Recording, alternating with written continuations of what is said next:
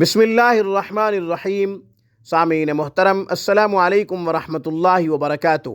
سامعین کرام، آج کی ویڈیو میں اللہ کی محبت حاصل کرنے کا ایک خوبصورت نورانی اور روحانی عمل پیش کرنے کی سعادت حاصل کر رہا ہوں۔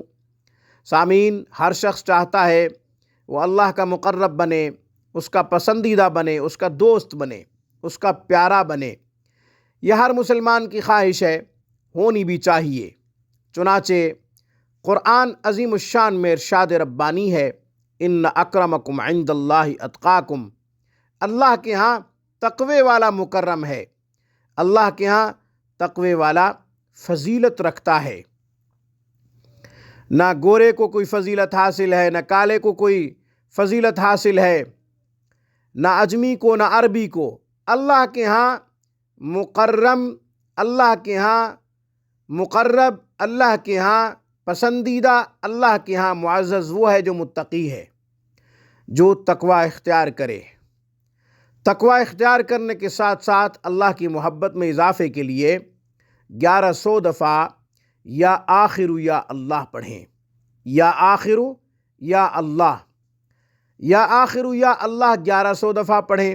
یہ وظیفہ کب فائدہ دے گا؟ یہ وظیفہ تب فائدہ دے گا جب ہم احکامات الہی کی پابندی کریں گے، احکام خداوندی کو پس پشت نہیں ڈالیں گے، اللہ کی نافرمانی نہیں کریں گے، پلک جھپکنے کے برابر بھی اللہ کی نافرمانی نہ کریں، تو یہ وظیفہ فائدہ دے گا، تو یہ عمل فائدہ دے گا۔ اللہ نے جس چیز کا حکم دیا ہے وہ ہم کریں، اور جس چیز سے اللہ نے منع کیا ہے ہم اس چیز سے رک جائیں۔ یہ مسلمان کی اصل زندگی ہے، اور یہ مسلمان کی زندگی کا خلاصہ ہے۔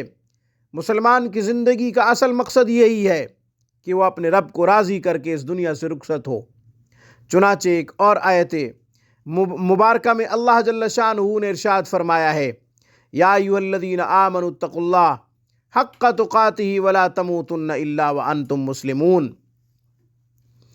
اے ایمان والو، تقوی اختیار کرو جیسا کہ تقوی اختیار کرنے کا حق ہے۔ سبحان اللہ۔ وَلَا تَمُوتُنَّ إِلَّا وَأَنْتُمْ مُسْلِمُونَ۔ تب تک نہ مرو جب تک خاتمہ ایمان پہ نہ ہو، جب تک اسلام پہ موت نہ آئے تب تک نہ مرو۔ موت سے پہلے موت کی تیاری، موت سے پہلے خاتمہ بالخیر کی تیاری کی ترغیب دی جا رہی ہے قرآن عظیم الشان میں۔